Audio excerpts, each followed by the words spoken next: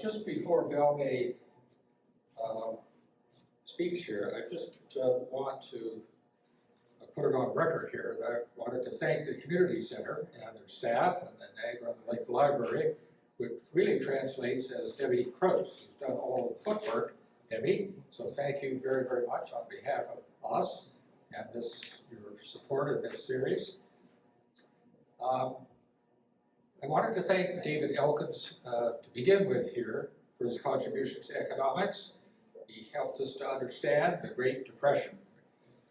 Jane, there we are, and Peter, and the 2008 recession. And then last week, the Peace Prize, which reminded us of the costs of challenging autocratic governments, from Russia to Belarus to Iran, Myanmar, North Korea. The list keeps getting longer. And it's a reminder, isn't it, if we need one, that democracy is not a given, a default setting, but something won in every generation, sometimes at great cost. So, yeah, there we are. So,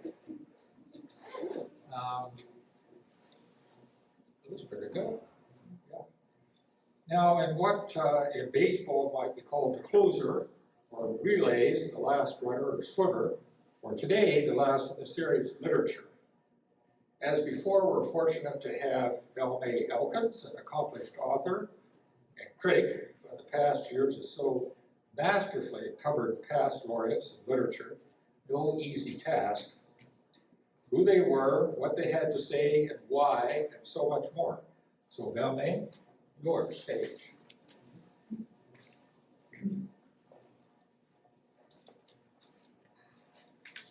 Thank you all for wearing your masks. I have an underlying respiratory problem, and so I'm super, super cautious, and thank you very much. But with your permission, I will remove my mask. Okay. Thank you, Bill, for setting up this series. This is the 5th author that I've had the privilege to discuss, and it's quite an adventure because the prize winners are announced in October, and then it's a matter of rushing around trying to find books and then poring over them and then thinking about little other than the author for the next couple of months. So thank you so much, Bill. Thank you for the whole series. I learn so much each year, and I'd also like to second your thanks, Bill, to Debbie Krause and the amazing job she does at the library and setting up at the community center. I do have a question. Have any of you been able to get your hands on any of Annie Ernaux's books, the winner of this year's Prize in Literature? No. One of the things I learned early on about the Nobel Prize in Literature winners is that they're not generally bestsellers. They're difficult to come by, and when I tried to get Annie Ernaux's books, there wasn't one available anywhere through intralibrary loan, and I had to go to Buffalo to Barnes & Noble, who ordered them. They actually did a reprinting of the translations in English, once she won the Nobel Prize. This year's winner, however, is a bestseller in France, and we'll come to that in a moment. On Saturday, which is the 10th of December, it's the anniversary of the death of Alfred Nobel. And the ceremony, the awards ceremony, will be held as usual in Stockholm. So we're getting very close. So it's a time of celebration. Nobel was interested in fine literature. He loved the work of Lord Byron, the poetry of Lord Byron, and he was a great fan of the works of Victor Hugo and their socially conscious impact. And it was Nobel who said, "A man who becomes a recluse without paper or ink is already half dead." So that summarizes Nobel's thoughts about literature. I was looking back on the award winners that we've discussed in the last 4 years. 18 and 19 was a composite because of a scandal which we won't go into in 18. It was the controversial Austrian playwright and novelist Peter Handke, and the avant-garde Polish writer Olga Tokarczuk, who explored borders and the changing in borders brought about by travel. And she was quite an exciting author, but once again, difficult to get your hands on. Then came Louise Gluck, the American poet, and one of her poems touched on what we're going to go into today, women's reproductive rights, but her poetry was subtle, moving, certainly not factual. Last year, it was the refugee to Britain, who was born in Zanzibar, the Spice Islands, Abdurrahman Gona. And he wrote brilliantly about the slavery in Africa, about the various regimes, the Portuguese, the French, the Germans, the English, who ravished the country, ravaged it and ravished it, and the plight of the refugee and the internally displaced person. Now, this year, the winner is the French writer Annie Ernaux, and the prize is awarded for outstanding achievement for work in an idealistic direction that benefits humankind. And I think that that's very important. What are we looking for? We're looking for something that inspires, informs, puts its finger on human emotions. And Annie Ernaux was awarded the prize because she is an extremely honest writer and is not afraid to confront hard truths. She was also awarded for the courage and acuity with which she uncovers the roots, estrangements, and collective restraints of public memory. Now, who is Annie Ernaux? She's 82 years old. She was born in 1940. She was born in Normandy, in a small country town of working-class parents. Her parents met in a rope factory and then worked in a factory and gradually improved their surrounds and their station in life. She was married, had 2 sons, divorced.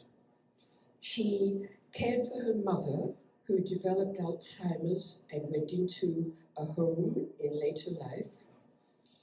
When she was 57, she had an affair with a Russian diplomat. This was just after the Berlin Wall fell, and he was stationed in Paris for communication in arts, and they had a torrid affair.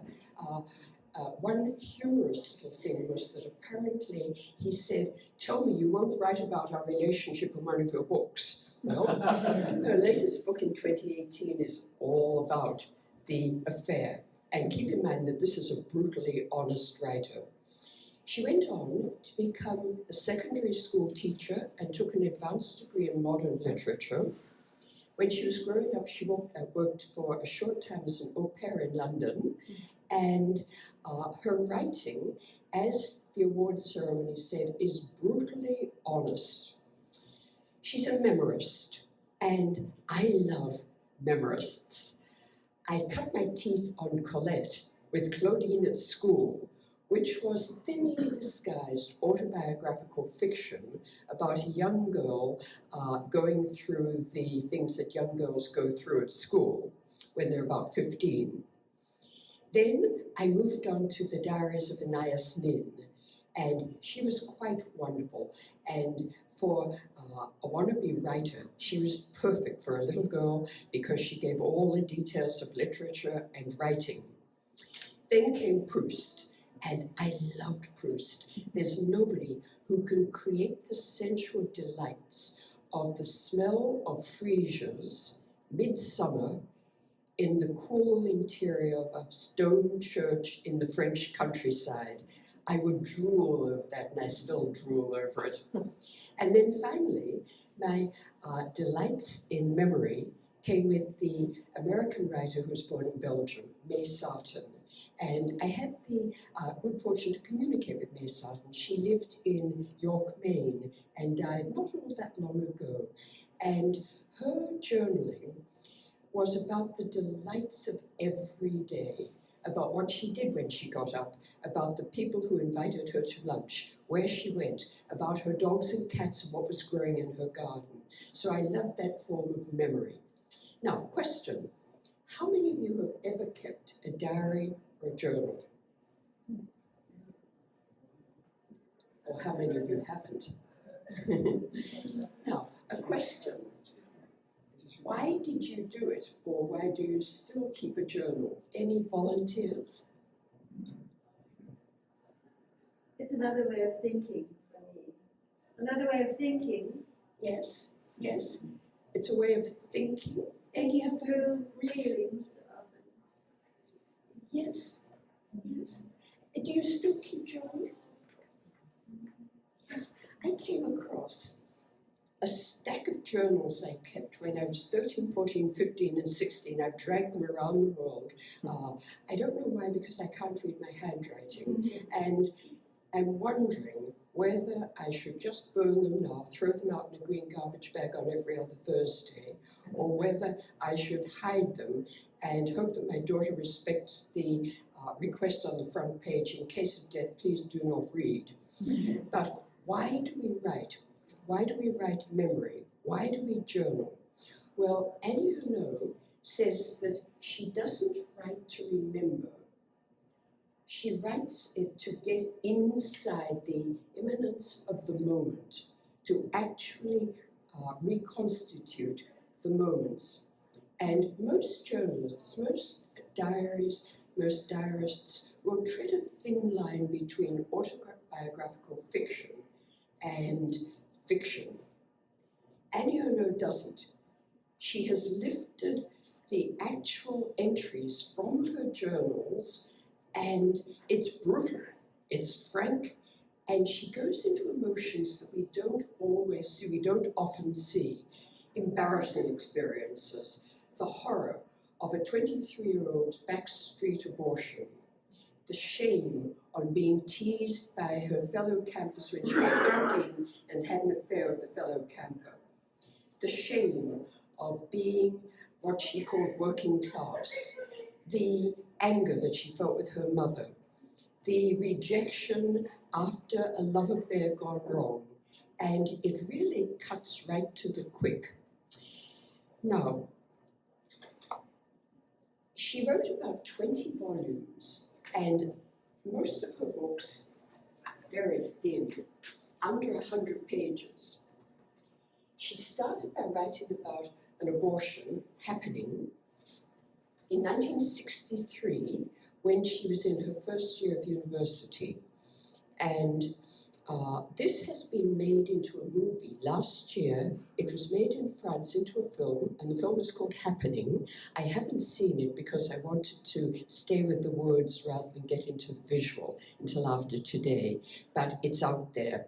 That's the novel that perhaps has most appeal outside the book which she wrote in 2008, which is called The Years.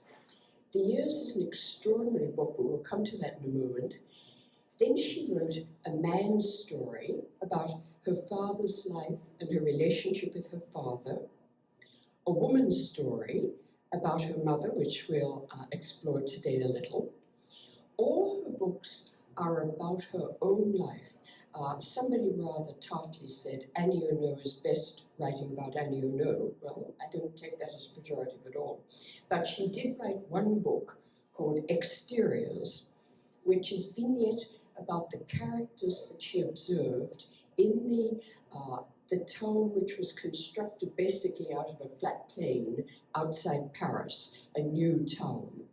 And that is the only one which is really not about her. So let's start off by looking at Happening.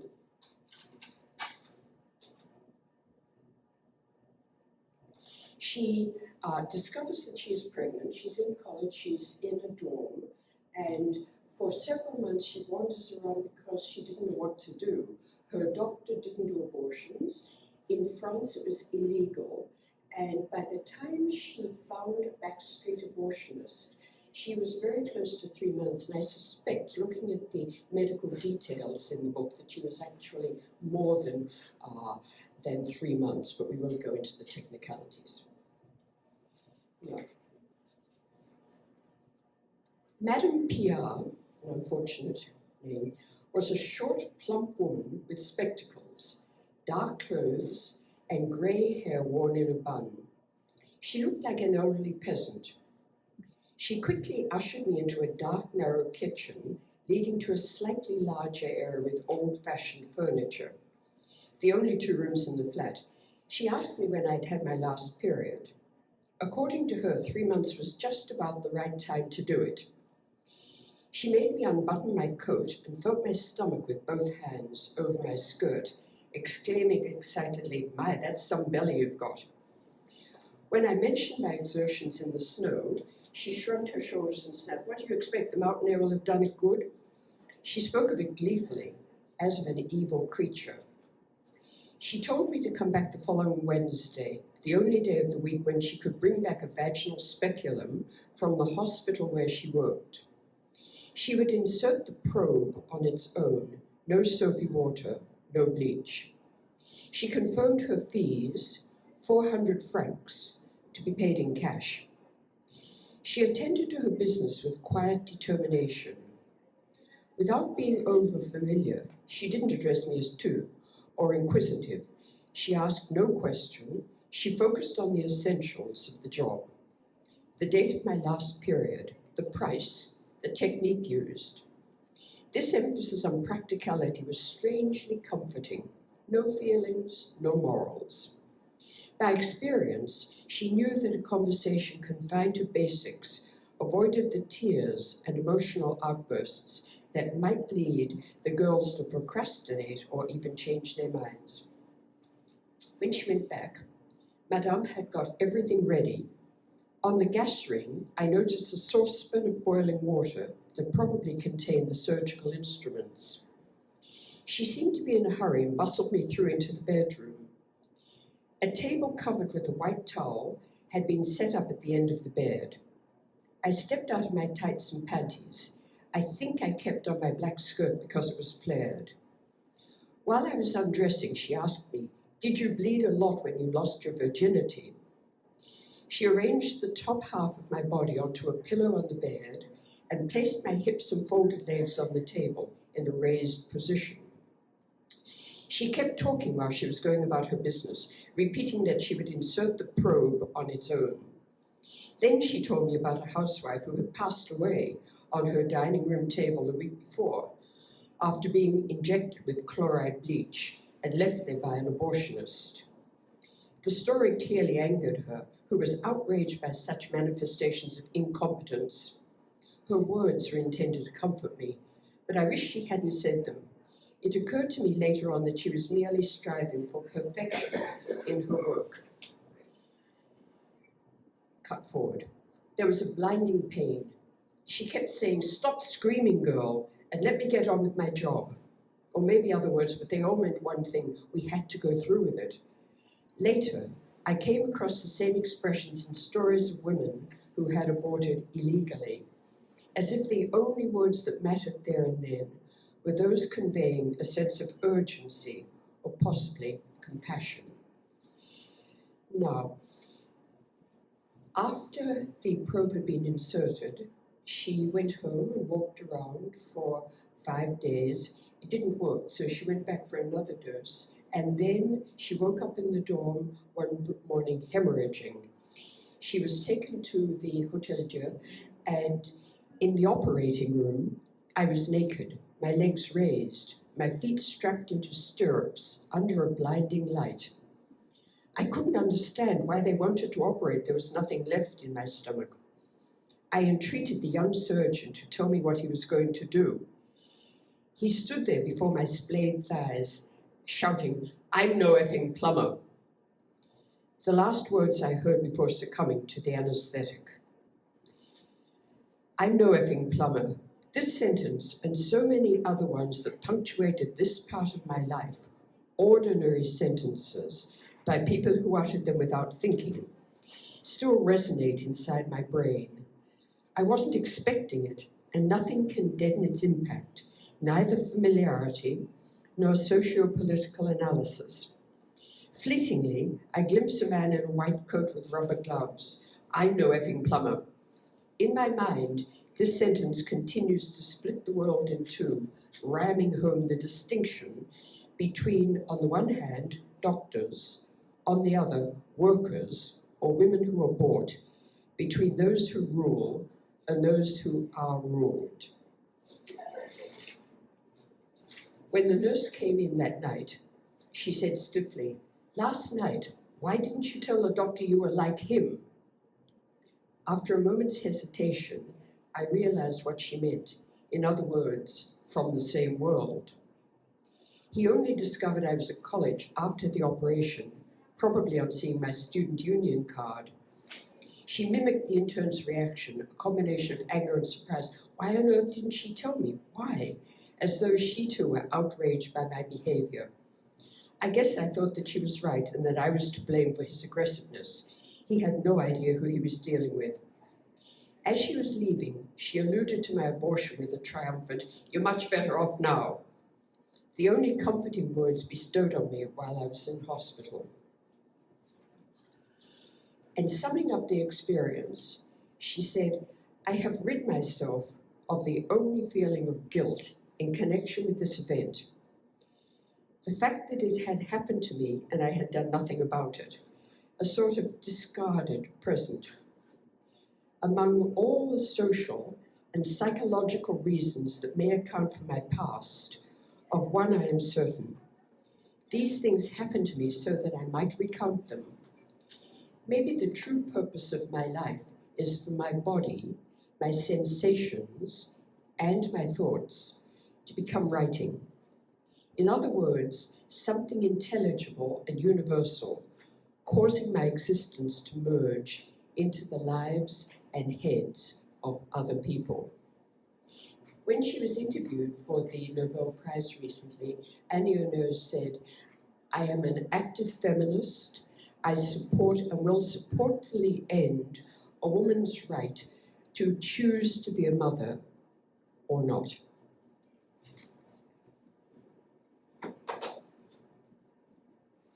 Now, let's move on to a woman's story, the story of Annie Ernaux's mother.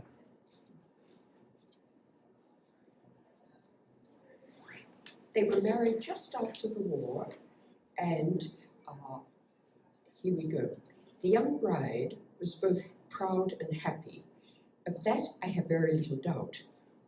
But of her desires I know nothing. The first few nights of her married life, she once confided to her sister, she went to bed still wearing her pants under her nightdress. It didn't mean much. In those days, sex was inevitably tinged with shame. Even so, one had to make love, and properly too, if one was normal. At first, she enjoyed playing the married woman who had settled down, showing off the new china and the embroidered linen, and walking arm in arm with her husband. There were the laughs, the arguments, she didn't know how to cook. The making up, she never sulked for long. And the feeling she was starting a new life, but the wages were still low. They had the rent to pay and the installments on the furniture. They had to economize on everything and ask their parents for vegetables. They had no garden. So in effect, they were leading themselves much the same existence as before. They themselves lived their lives differently. Although they both wanted to succeed, he feared the struggle ahead and felt tempted to give in and accept their loss. She, on the other hand, was convinced that they had nothing to lose and that they should try to come up in the world at any cost. She was proud to be a factory girl, but too proud to stay one all her life, dreaming of the only ambition which lay within her reach, running a grocery business. She was the driving force behind their relationship, and so he followed her. In 1931, they took out a loan on a grocery shop and a small adjoining cafe situated in Lillebonne, an industrial estate of 7,000 inhabitants. 25 kilometers away from Yvetot. The store lay in the valley where 19th century cotton mills ruled people's lives from infancy to death. Even now, to mention the valley in pre-war times is to evoke images of horror. The highest concentration of alcoholics and unmarried mothers, the damp running down the walls, and the babies die from diarrhea within 2 hours. My mother was 25 at the time. It was here that she must have become the woman that she was and acquired the expression, the personality, and the manners that I thought had always been hers. It wasn't until Annie was an adult that she learned that her mother had had a daughter born 8 years before Annie, and at 6 years old the little girl died of diphtheria, and this was kept as a big secret in the family until many, many years later. She says,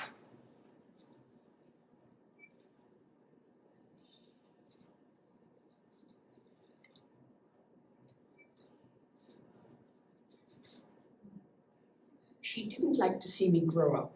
When she saw me undressed, my body seemed to repel her. No doubt she saw my breasts and hips as a threat and was afraid I would start running after boys and lose interest in my studies.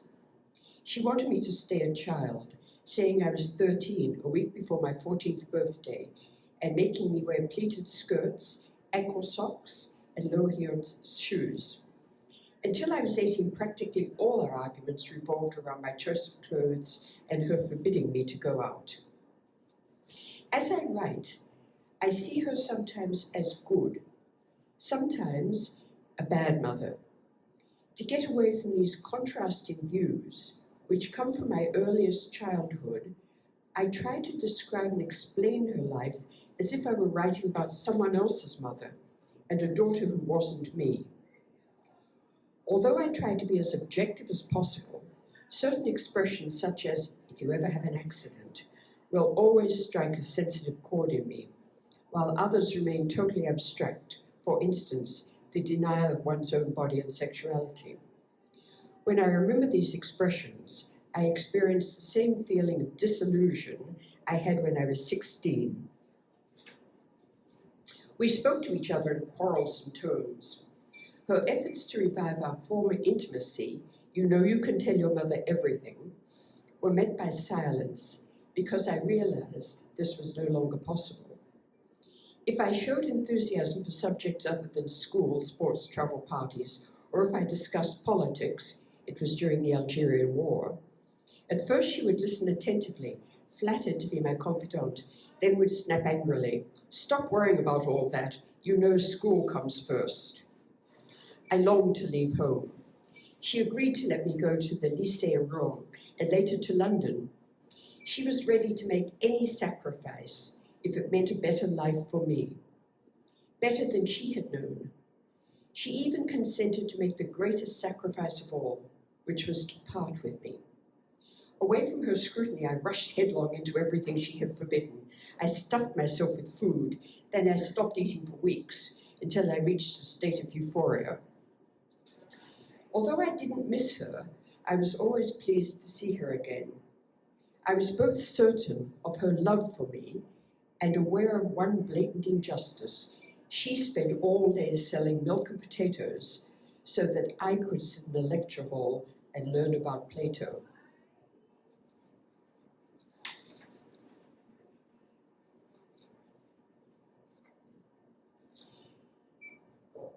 Things started happening to her. The train she was waiting for on the station platform had already left. When she went out to buy something, she discovered all the shops were closed. Her keys kept disappearing. The mail order firm in La Redoute sent her articles she hadn't asked for. She turned against her relatives in Yvetot, accusing them of prying into her financial affairs, and refused to see them. One day she told me over the phone, "I'm sick to death of going round in circles in this bloody flat." Eventually, she went into a home, and here the story stops, for there was no longer a place for her in society. She was slowly turning insane. She was suffering from dementia, the name given by doctors to a form of senile dementia. Over the past few days, I have found it more and more difficult to write because I would like never to reach this point. And yet I know I shall have no peace of mind until I find the words that will reunite the demented woman she had become with the strong, radiant woman she was. She lived through another winter. The Sunday after Easter, I went to see her with some forsythia. It was a grey, cold day. She was in the dining room with the other women. The television was on. She smiled at me as I approached. I wheeled her back into her room. I arranged the forsythia branches in a vase. I sat down beside her and gave her some chocolate to eat. She had been dressed in brown woolen socks that reached above her knees and a short smock that revealed her emaciated thighs. I washed her mouth and her hands. Her skin was warm. At one point, she grabbed at the flowers in the vase. Later on, I wheeled her back into the dining room. I kissed her goodbye and took the lift down to the ground floor. She died the next day. Naturally, this isn't a biography. Neither is it a novel. Maybe a cross between literature, sociology, and history. It was only when my mother, born in an oppressed world from which she wanted to escape, became history, that I started to feel less alone and out of place in a world ruled by words and ideas, the world where she had wanted me to live. I shall never hear the sound of her voice again. It was her voice, together with her words, her hands, and her way of moving and laughing, which linked the woman I am to the child I once was.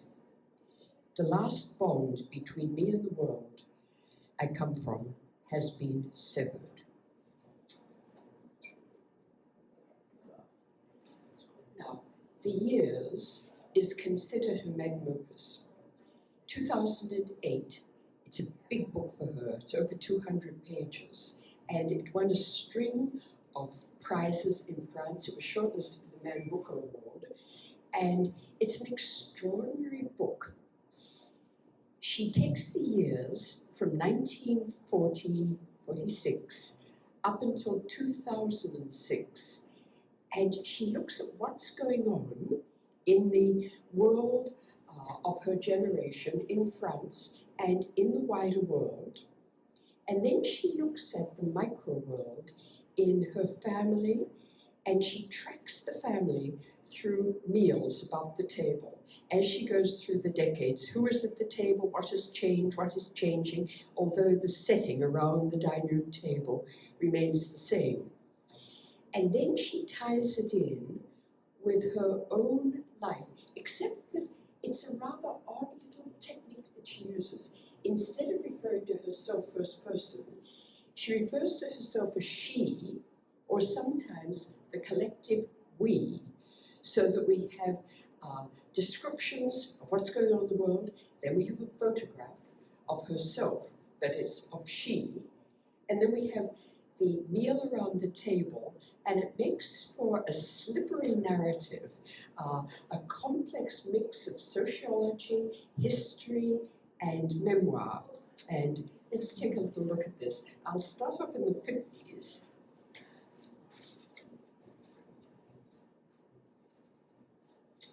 Boys and girls were kept apart in every situation. Boys were noisy creatures who never cried and were always ready to throw something. Pebbles, chestnuts, firecrackers, tight-packed snowballs. They said bad words, read Tarzan and Bibi Fricotin. The girls who feared them were enjoined not to follow their example and to prefer quiet games like Pass the Ring, hopscotch, and dancing in the round. The buildings of the reconstructions as post-war rose from the earth amidst the intermittent screech of pivot cranes. The days of restrictions were at an end, and new products appeared at long enough intervals to be greeted with joyous surprise. Their utility was assessed and debated in daily conversation. They materialized suddenly as in fairy tales, unprecedented, impossible to foresee.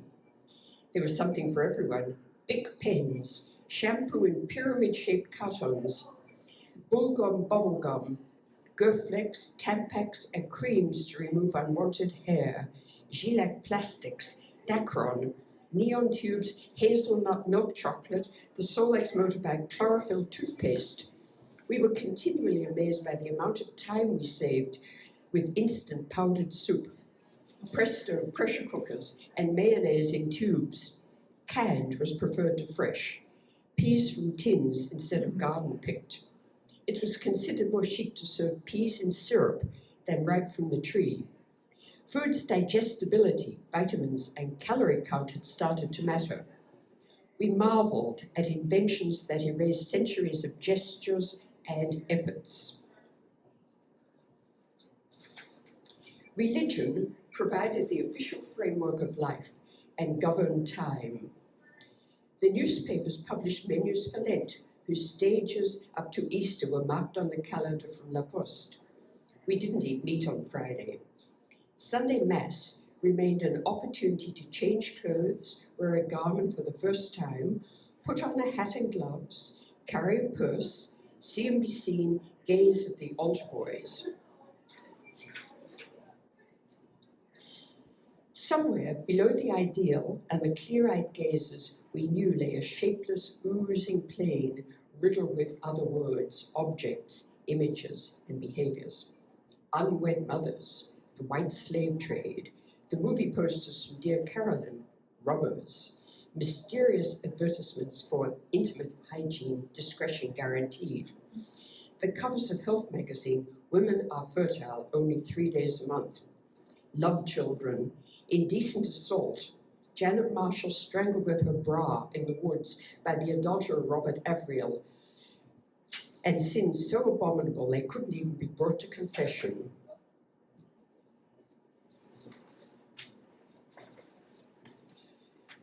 As we move on, we're coming into the 80s, and we changed plates for dessert, quite mortified that our fondue bourguignon had not been greeted with the expected congratulations, but with curiosity and comments that were disappointing at best, considering the trouble we'd gone to with the sauces, even a touch condescending. Coffee was served, the table cleared, and a game of bridge set up. The whiskey raised the volume of the father-in-law's voice and thickened his tongue. How is it possible people still said 10,000 English jumped into the Thames for not having trumped?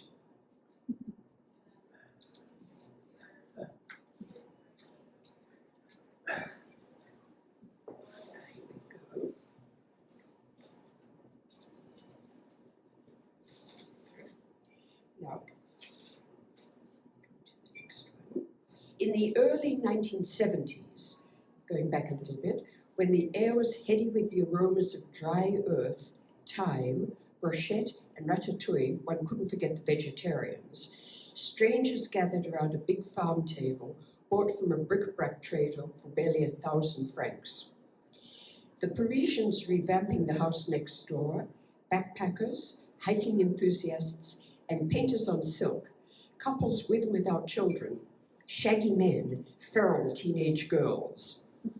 I like that. Mature women in Indian dresses, reticent at first despite the familiar use as a matter of course, struck up conversations on color additives and hormones in food, sexology and bodywork, anti-gymnastics, the Messier technique, the Rogers method, yoga, Le Boy's birth without violence, homeopathy and soybeans, self-management, Lip and René Dumont. They wondered if it was preferable to send children to school or to school them at home, and if Ajax scouring powder was toxic, yoga and group therapy useful, a 2-hour workday utopian, and if women should demand equality with men or equality with indifference. They reviewed the best ways to eat, be born, raise children, treat illness, teach, live in harmony with self, the other, and nature, escape society and express oneself, comparing pottery, weaving, guitar, jewelry, theatre and writing. A vague and immense desire to create was in the air.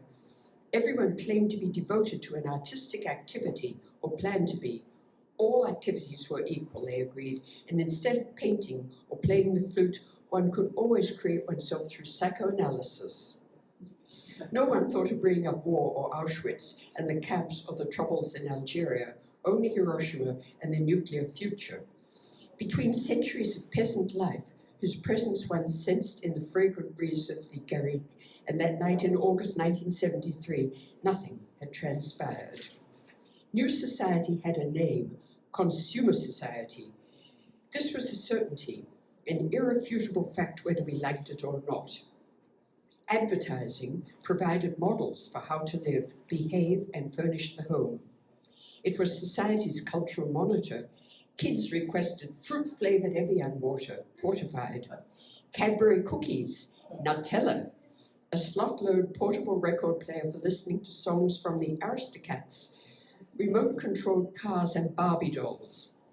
Parents hoped that all the things they gave their kids would deter them from smoking hash when they were older.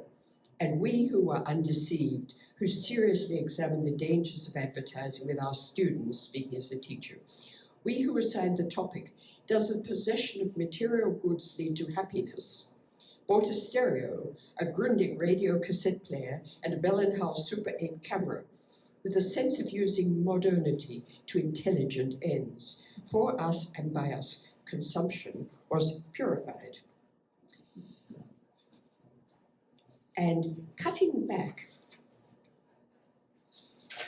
we're coming up into the 80s. We, and she's referring to herself here, we on the threshold of the 1980s, when we would enter our 40th year, were suffused with a weary sweetness that came of accomplished tradition and gazed around the table of faces, dark against the light. For a moment we were struck by the strangeness of repeating a ritual at dinner in which we now occupied the middle position between two generations. We were overcome with a kind of reverse vertigo, brought on by immutability, as if nothing in society had moved.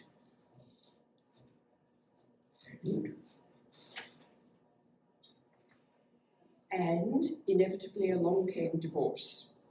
Women re-entered the great market of seduction and were again exposed to the foibles of the world from which marriage and motherhood had removed them.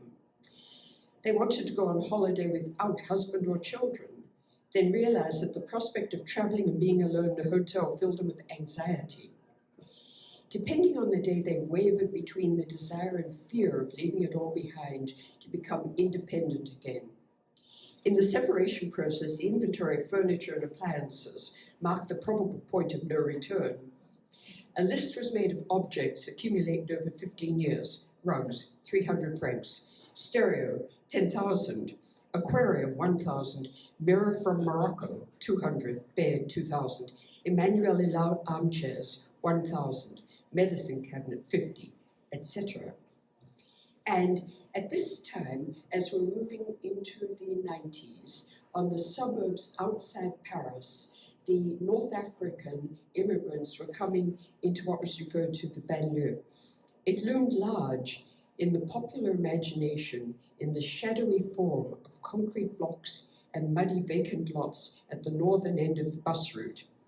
Urine-soaked stairwells, shattered windows, broken down elevators, and syringes in the cellars. Banlieue youth were in a separate category from other young people, uncivilized and somehow frighteningly barely French, even when they were born in France.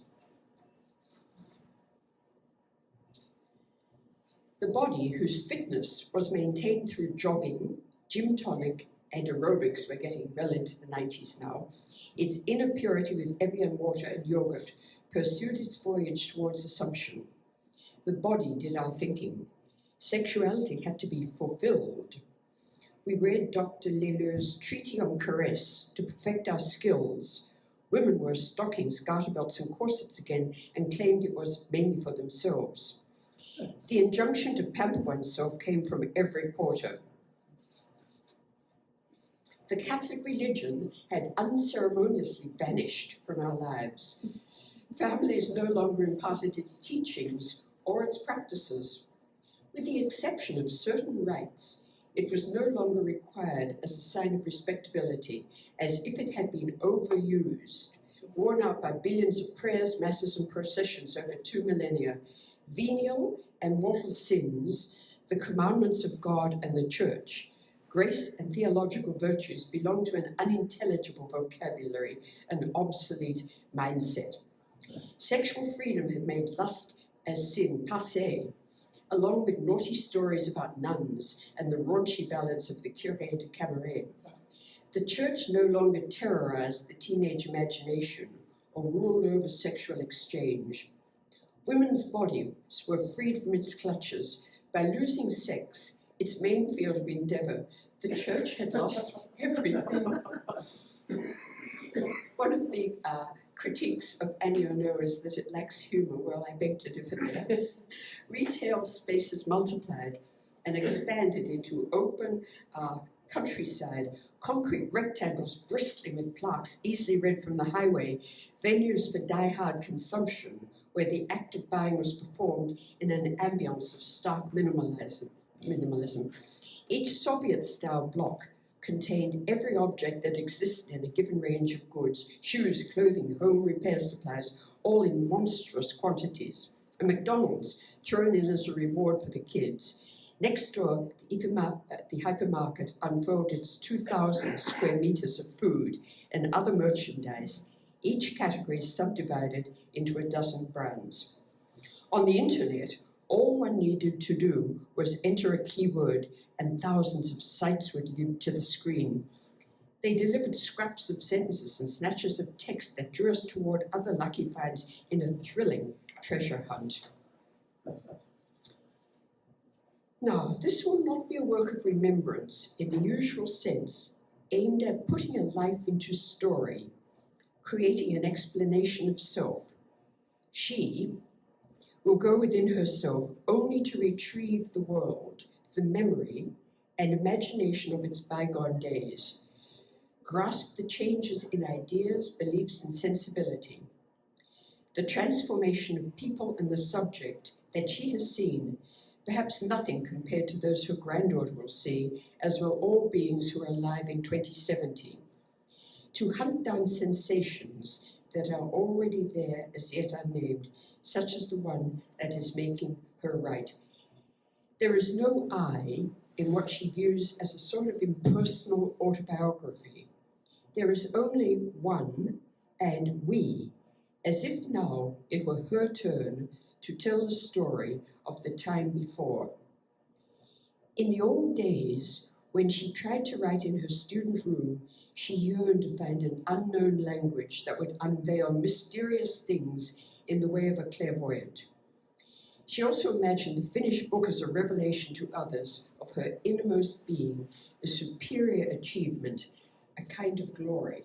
And she does go on to say that in spite of all that was happening in the world, at the end of the day, there was only whether you were happy or unhappy on a given day. Now, let's move quickly through to the last book, 2018. She stopped teaching in high school when she turned 60, and for the last 22 years, she's been working on her books. So, here we go.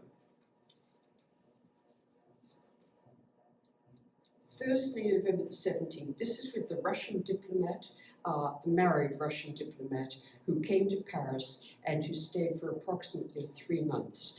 And she did say that he was a great fan of Stalin. The cycle begins again, a doleful, lethargic day when I'm unable to do anything creative. Then the waiting returns, the desire and the suffering, because I'm at the mercy of his phone calls, and I have to write about the revolution of 1789. Horrible. She was teaching. Woke at 4:30 and thought, he didn't call. Time marches on. Only 2 weeks since the reception at the embassy for the October Revolution. I was so anxious then about meeting his wife, who did not come in the end. He should call tonight. He usually does 3 days after our last meeting. I really ask myself, must I continue to live this way, between expectation and chagrin, apathy and desire, complete similarity between my behavior at the time of my mother's death and now? I'm always doing something for him, as I did then for her. I'm going out to buy vodka. Friday, November the 11th, I realized that I'd lost a contact lens. I found it on his penis. I thought of Zola, who lost his monocle between the breasts of women. The wait begins as soon as I wake up. Life stops from the moment he rings the doorbell and enters. I'm tormented by the fear that he won't be able to come. The beauty of this whole affair lies in its continuous uncertainty. I'll remember these magnificent sun-filled afternoons in November, waiting for S, for the sound of his car that heralds our entry into that other time in which time disappears, replaced by desire. November 27th. Is this a life? Yes, it is probably better than a vacuum. I wait by the phone for the call that may not come. I do not open the books on techniques of lovemaking, afraid to fall into the torture of desire without certainty of when we can be together like the people in the books. Admit it, I've never wanted anything but love and literature. I only wrote to fill the void, to give myself a way to tell and endure the memory of 58, the abortion, the parents' love. If he doesn't call by tomorrow evening, that is 4 days after our last meeting, I think I'll have to start imagining the end, and if possible, make it come more quickly. This week, remember, coming into possession of his big new car will certainly occupy him more than any thought of me.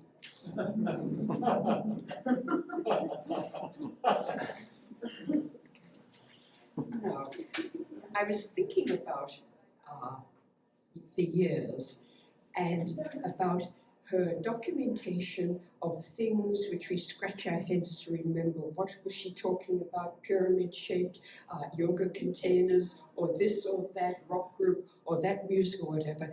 And then I thought, how will future generations remember the boomers? We the boomers. And so I went online and I researched boomers and I researched millennials, and I found a little article written by a millennial of what would die out, what is unique to the boomers. These are things which will become, if they haven't already become archaic, will become archaic. Here we go. Patterned wallpaper, fine china and the corner china cabinet, bar soap, landline telephones, canned food and storing it, throw cushions, voicemail, thank you cards, oh dear, diamonds, Reader's Digest. I love Reader's Digest. It arrives in the book box at the end of our street and I devour it. Clearly I'm a boomer. Pink for a girl, blue for a boy. Drinking from the hose. And pot pie. Who doesn't love pot pie? Millennials do not eat pot pie. Ultimately, I think that the reason we write journals or diaries, asking my friends why I do it myself, in the collective memory, we journal somehow to save something from the time where we will never be again. So I think I may hold on to my teenage journals and leave them for my daughter to throw out.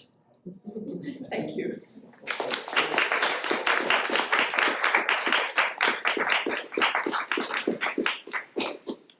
Are there any comments or questions? Masterfully done, Bill. Kind of take us a kind of roadmap trip through her readings and revealed her She Yeah, does. that- She that- really it's reveals wonderful. herself. I do urge you, if you get a chance, to get hold of the years. The other books on mother, father, abortion, and so on, Yeah. I think they're wonderful. But the years is unique. It has no plot. It has no moral compass. It has no structure, and it has no humor. It's a very interesting book. I think it's brilliantly done, and the idea of looking at her life, which I didn't go into the details of because of time, but going through the trends in the decades is brilliant. In fact, I want to sit down immediately and start doing one for the age now, putting my Yeah. journal into perspective. You had a question, Jane? I did. In the years, there's a quotation you gave us about how she's grasping the changes that she's cataloging. And I wonder, does she give herself in some way in that book the opportunity to reflect that it's all just change but no transformation? Because when I reflect on my own life, I notice the difference between so much that seems like I'm making a change, but the making of the change is always the same, but where there is actually inflection points and transformation is different than change. And I wonder if Yes, she yes. makes that distinction. Yes, I don't really get a sense of transformation in her personal life. The exteriors change, the suburbs come and go, the brands come and go. Her life, I've been thinking about this a lot, is remarkably predictable. You know, the tensions with her mother, which we all had, I think. You know, anyone who didn't have any tension with a parent. The attitudes towards sex and sexuality in our generation, that's pretty predictable. This year, thousands of women will die as a result of backstreet abortions. In fact, did anyone see the interview on the PBS News with a doctor who continues to do abortions because of the horror of seeing women mutilated by do-it-yourself or backstreet abortions? Well, this will become more common, so that's there. Being jilted, being disappointed in love, being married, having 2 children, being divorced, retiring, moving to the suburbs, writing. No, she's a Nobel Prize winner, so that's clearly puts her in a different category.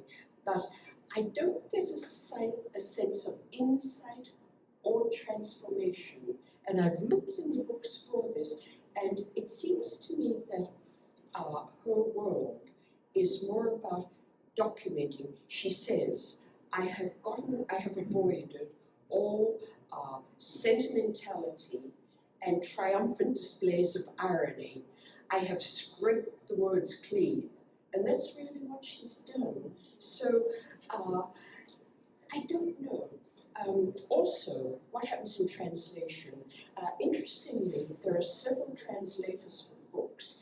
The Years was translated by Montrealer Alison Schreier, who is now living in Paris. I think she did a brilliant job, but there are little things in the translations. Normally at 3 months of pregnancy, one doesn't have, wow, what a belly. One doesn't show at 3 months. And reading the details of the abortion, she was much closer to 4.5 months. And it was really an induced labor, which came up, but we'll go into that. But I think that the most insights are about the importance of her writing to her identity. That's what I got That's the from insight, yes. Yes, and in her interviews, she talks quite a bit about feminism and about wanting her writing to be minimal, and that she didn't base her works on her diaries. She lifted them word for word, mostly from the actual journals, which I would not be brave enough to do, and Anais Nin certainly wasn't brave enough to do. She had abortion affairs, whatever, but they didn't appear in her book. May Sarton writes, I think, a finely edited journal, Proust was part fiction, Swann's Way was certainly going into fiction, and Colette was autobiographical fiction. So I don't know. I think that Anders Olsen, the chairman of the Nobel Committee, was absolutely right when he said she confronts truths that other people avoid. And I think therein lies the fact that particularly for women in France, she's become a bestseller. And I think The Years really deserves its place as a Nobel Prize winner. And she went after Macron. She went after Macron, the president of France. Yes, Yeah. yes. Like this. No, she, and she said when she was interviewed, the Nobel Prize, it's nice, it's great, I'm grateful, but it doesn't change anything. Yeah. And one has a sense that there's a certain melancholy in her interviews and in her life now. What was missing for me in the work, and I think she's a very wonderful writer who deserves the Nobel Prize, there isn't that slight sense of humor or poking, slight fun of self-deprecation. She takes herself very, very seriously, and others very, very seriously, but who can blame her? Yes, John? I thank you for your ability to evoke, mimic her ability. I mean, it's very vivid, and that's great part of her talent. But I'm still struggling with an excerpt from an interview that I read with her that I read in the New York Times, in which she makes a very categorical statement. She says there is no place for moral judgment in literature. And no place for moral judgment in literature. And she elaborates on it. It's not just a single sentence. And that's what she seems to be saying. But, do you agree with that? Well, no, I don't see how you can write without making moral judgments. I mean, sometimes we do things in a very specific way, but I'm wondering what sense you make of a very sharp and categorical statement like that as regards her writing. Well, I disagree. I think that the moral judgment comes across very clearly because of her minimal style. For example, the resident, the intern, who attacks her with an expletive because he thinks she's a factory girl, working class, and how that stays in her mind. This is moral judgment. This is a moral judgment that that intern was treating her as an inferior. That is a moral judgment in writing, and it comes across very clearly. She is very concerned in her writing with the class structure of France, which may be less now, but certainly when her mother was growing up, the factory girl wanting to better oneself, and she makes comments along when she went to college, not going up with someone because they would think that she was from the same background. That is moral judgment. She perhaps thinks there should not be moral judgment in literature, or that literature is without the normal standards of moral judgment, but I think that anybody who writes brings their moral judgment to the work. Look at Victor Hugo. Look at Dickens. Yeah.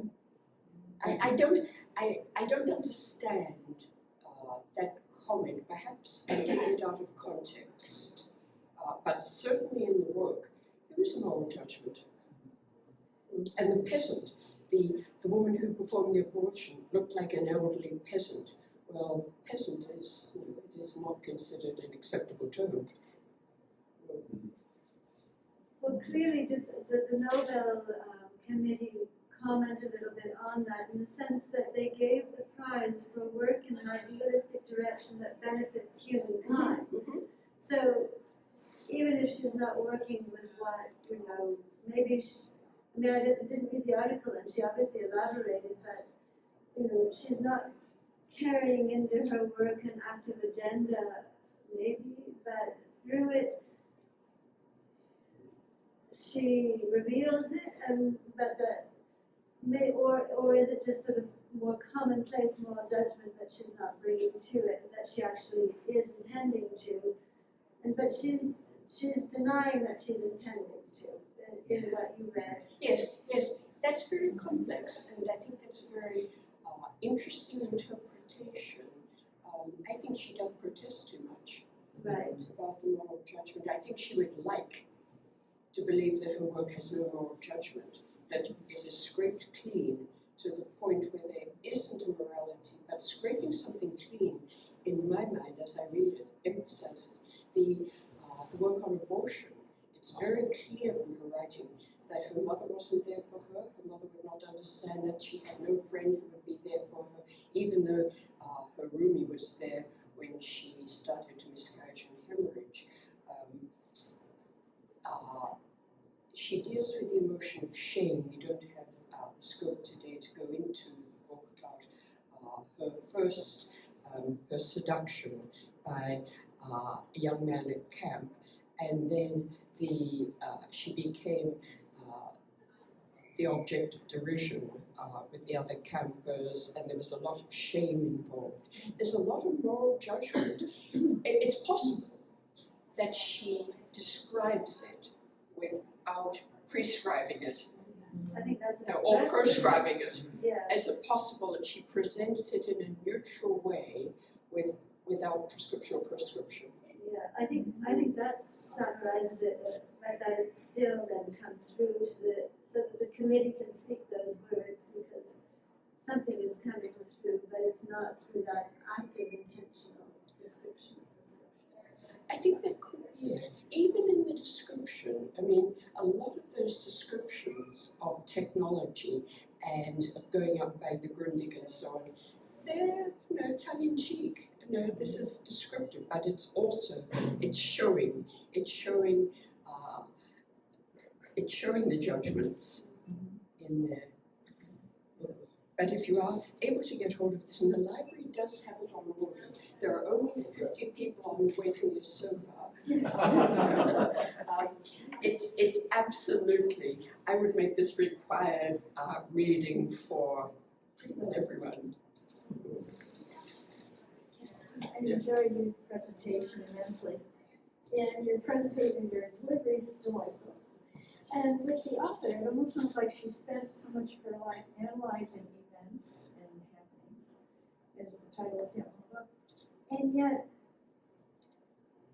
how can we analyze ourselves, so to speak, her going through her own life and other people's?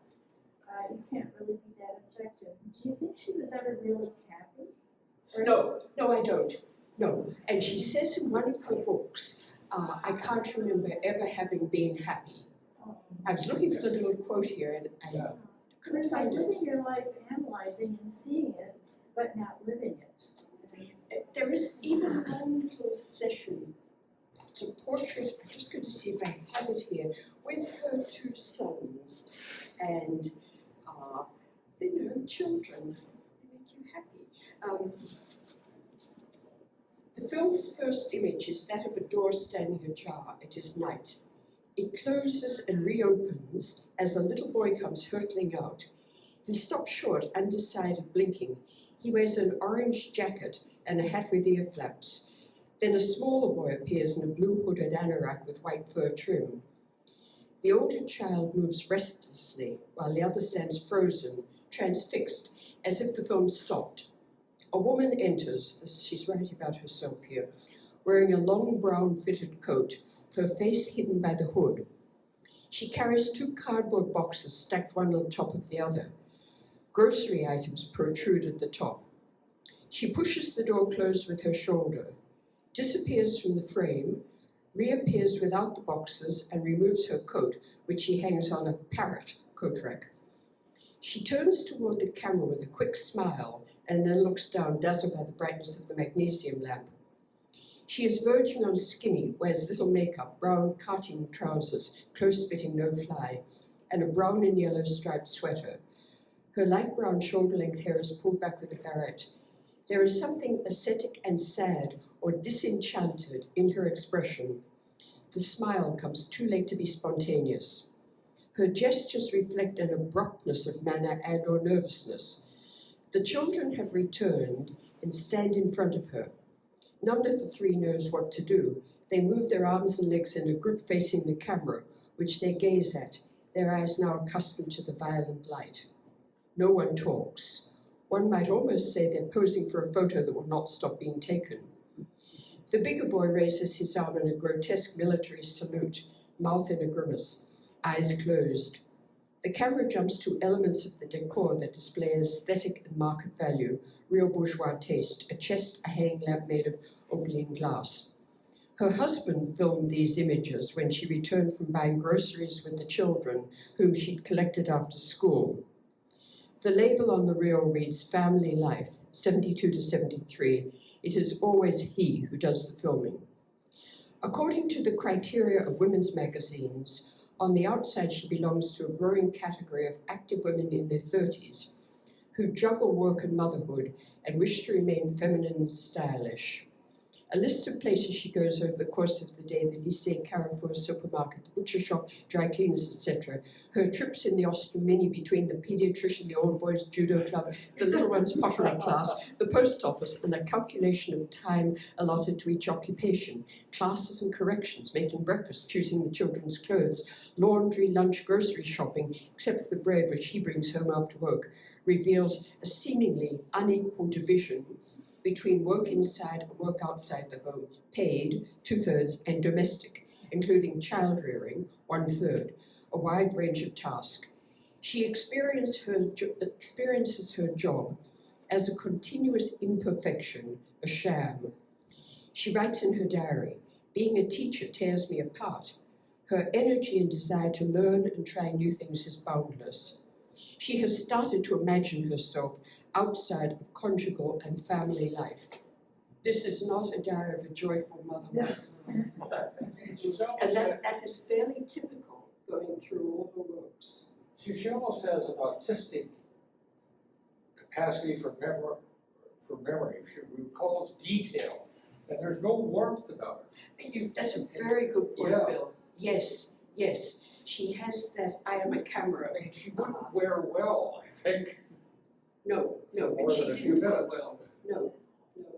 Yeah.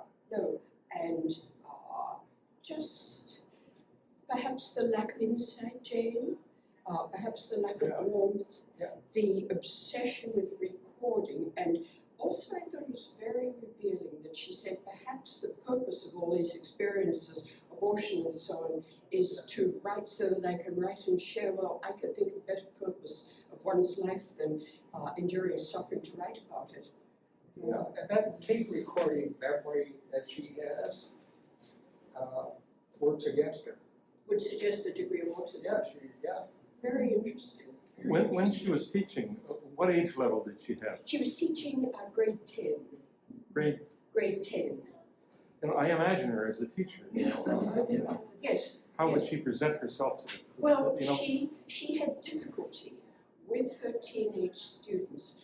There is a section in here, I'm sure I just bring it up, but there's a section where 10th grade, that would be 15-year-old girls are asking her about her own life, and she feels completely unable to go there or answer and feels very, very uncomfortable. But as a teacher, talking about the formalities of modern literature, she would be superb of researching it. Her house was lined with books.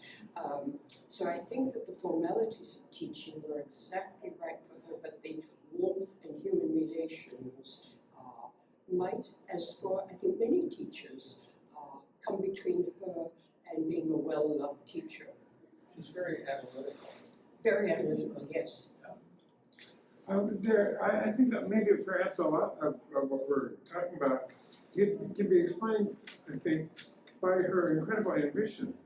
She is absolutely determined, from what I understand from this talk, about entering the world of literature, turning her life into literature. What does she have to work? I mean, she's not ambitious in the way that a novelist would be. She is very sort of a documentarian, as you would suggest, Yes. in her own life. And luckily, she lives in a time where we're all interested in that, in each other. But it seems to me that what we say are is her analytical obsession or her detachment is just that in order to create this stuff, she has to pay attention. And so she's paying attention to the details of her life and very, very intensely, much more than most of us do. So she's operating on two levels. She's living her life, she's doing all the things that a mother did to raise those kids and live a bourgeois life. But on another level, she's thinking about all this, watching it, observing it, noting it. We don't know how the books are produced, but perhaps she takes notes every day on what has happened. Because, of course, nobody has the kind of memory, nobody has the kind of memory that, that you can sort of go back and recount conversations word for word that happened 60 years ago, or even the details. Or an hour ago. Yeah, an hour ago. Unless one records at the end of the day in one's journal, Right. which I think she did. And she said that when she writes, all she thinks about is the correct choice of word. So that fits your diagnosis, Bill. Yes. But that's a very French thing. I mean, Flaubert's mot juste. I think she's trying to insert herself into the grand tradition of French literature. It seems to have done it. But with what we would think by traditional standards are very meager materials. Yes. And that's it's an odd thing to do, to attend to the details of your life as if they were important. Well, she might not say they're important, but they're mine, and they're interesting to me, and I'm making something of it. If you like it, that's fine. If you don't, who knows? You'd think she would be concerned about the sales and everything. I don't know what she writes about her experience in publishing. But I find the whole thing very French. Maybe I'm being stereotypical, but there's a certain focus and obsession and detail and analytical propensity that we don't really have we have it in different ways in English letters, I think. That's a very, very interesting comment. I'm thinking about that for a moment. And when you think of it, Proust lay in bed most of the time, writing his remembrance of things past, and the minutiae of the Madeleine moment, the Frisia moment, and so on. These are tiny little things, not outside the ordinary, as you say. She was very ambitious, and I think that it's very clear to see that her mother made it very, very clear that the only way to rise above her station in life was through books. Mm-hmm. And she said that her mother always washed her hands before she picked up a book. In fact, there's one last thing, and I think it's a very good thing to do if one can remember to do it. But she does say in here, it's a very telling thing about her mother, and yes, she longed to learn the rules of good behavior. This was her mother. And always worrying about social conventions, fearful of doing the wrong thing. She longed to know what was in fashion, what was new, the names of famous writers, the recent films on release, although she didn't go to the cinema, she hadn't time, and the names of the flowers in the gardens. She listened attentively when people spoke of something she didn't know, out of curiosity, and also because she wanted to show that she was eager to learn. In her opinion, self-improvement was first and foremost a question of learning, and nothing was more precious than knowledge. She would often say, one must occupy one's mind. Books were the only things she handled with care. She washed her hands before touching them. Through me, she continued to satisfy her thirst for knowledge. In the evening over dinner, she would make me talk about school, the teachers, and the subjects I was taught. She liked using the same expressions as me, such as break, PE, and prep. She expected me to correct her when she had used the wrong word. She no longer asked me if I wanted my tea, but if I wanted my dinner. She took me to Rouen to see the museum and the other historical monuments, and to Villequier to visit the graves of Victor Hugo's family. She was full of admiration for everything. She read the same books I read, the ones recommended by the local bookshop. Sometimes she browsed through Le Hérisson, left behind by one of the customers, exclaiming in light-hearted tones, "It's silly, but one reads it just the same." When she took me to the museum, it wasn't so much for the pleasure of admiring Egyptian vases, but for the satisfaction of helping me acquire the knowledge and the tastes that she attributed to cultivated people. Sacrificing confidences and spending the day with Dickens, Daudet, and the recumbent statues in the cathedral was no doubt more for my benefit than for hers. I thought her a cut above my father because she seemed closer to the schoolmistresses and teachers than he did. Everything about my mother, her authority, her hopes, and her ambitions was geared to the very concept of education. So definitely she imparted that to Annie. And Oh, yeah, I mean, Annie ran with that. you could say that the daughter is fulfilling all the dreams of the mother, unconsciously perhaps. But maybe she's inserting herself into this tradition of French literature, not as a Proustian, but as an existentialist, in which case I think that the Nobel Committee is reading her work incorrectly. Yes, I think it's And not the redeeming part of Camus. So, I mean, that's an open question. I haven't read enough to know, but it's disguised as a certain Proustian sort of, modern Proustianism, but I wonder if it's more existential and whether it's intentionally existential. But if once you read it, you feel that emptiness, that lack of something else, I don't know. yes. No, okay, you've done this 5 years. You do a great job of doing this. Do you have some sense for the wisdom of the committee, the literature committee, in their choices? Each year, you've done it, you've looked at 5 literature prizes versus 4 or 5.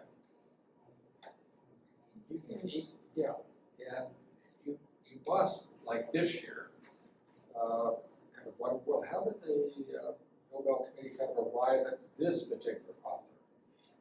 And was that maybe a really wise decision? And was it a wise decision in the 3 or 4 years before that? Exactly, one does think about that. Well, looking at the numbers, there have been 119 Nobel Prizes in literature awarded, and only 19 of them are awarded to women. And the last few years we've had Olga Tokarczuk, we've had Louise Gluck, and now we have Annie Ernaux just in the, since you started the program, Bill, so we're racing ahead and catching up. And I think a woman was definitely on the cards after Ramagona last year, and she is, she's a prize winner, she's prolific, she has a huge fan circle in France, and she's the first memorist. So I think they look at, in awarding the Nobel Prize, they look at a body of work, they look at one particularly outstanding book, they look at the number of prizes, and she's won 5, 6, 7, 8 prizes. And I think, and T.S. Eliot would agree, that they look at the age. T.S. Eliot said that most Nobel Prize winners are of an age where the Nobel Prize should be viewed as a nail in the coffin. Well, that, and they also want to know how it turned out. I mean, that's what happens in science. Yes, and I also think they try to reach for diversity. We've had the playwright, the avant-garde writer, the poet, the Zanzibar West African, and now the French woman. So, there's quite a lot of diversity in there. Yes, you had it. When you look at authors collectively, how much pleasure they bring to our lives. And yet they're like musicians and artists. They are so focused in detail in their craft that you wonder if they enjoy a normal life. Like you think we have, everyone's life is different. But they create so much, and I think it's the creators in life that give us such pleasure. And here we are sitting and talking all about her, and she. Well, writing is a very lonely pastime. It takes years and years to write a book, and then there's no guarantee that it's going to be published, let alone anyone will read it, and then in a moment of miracle, somebody will like it. I wrote a book of memoir.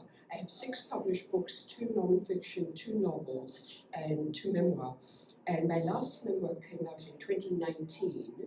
And when you're writing memoir, I was very concerned about not becoming self-indulgent. It's very easy to do when you write memoir. And I was writing about another person, but it was my individual memories. And it took years of interviewing the people, some of whom are now past, putting together the interviews and then writing the memoir. And if it were all put together, that would be about 5 years where I was sitting there staring at nothing, not communicating with anyone, going for cups of tea and gazing at my husband with a vacant expression. That is what writers do now. She was fortunate, and I was fortunate. I taught, and she taught, and I think many writers would go simply crazy, or their families would have them committed if they didn't teach, which is why a lot of writers are academics. Most of my professors at Bennington were tenured professors and also writers. Nicholas Dorbanko, for example, tenure at Ann Arbor, Michigan, and teaching at Bennington in the summers. Writers who write in seclusion, which Annie Ernaux has done for the last 22 years, really do tend to fold into their own little worlds. Yes? Another reason why I think she may be so popular and so loved and so well read is that this is also sort of a class thing. Here we have a basically middle class French woman who's risen up from the lower classes, high school teacher, who's made her life very interesting. A lot of French folks, particularly women, could identify with her. And also, as you say, she's revealing things that people don't usually talk about, and that's always refreshing. But I'm just wondering if, when you think about the pantheon of great French writers, you don't think of a middle-class woman, formerly lower class. So she's a new voice, or a newish voice in French literature. Now that is in itself valuable and worthwhile. And so I think she has she's speaking to the moment in ways that other writers might not.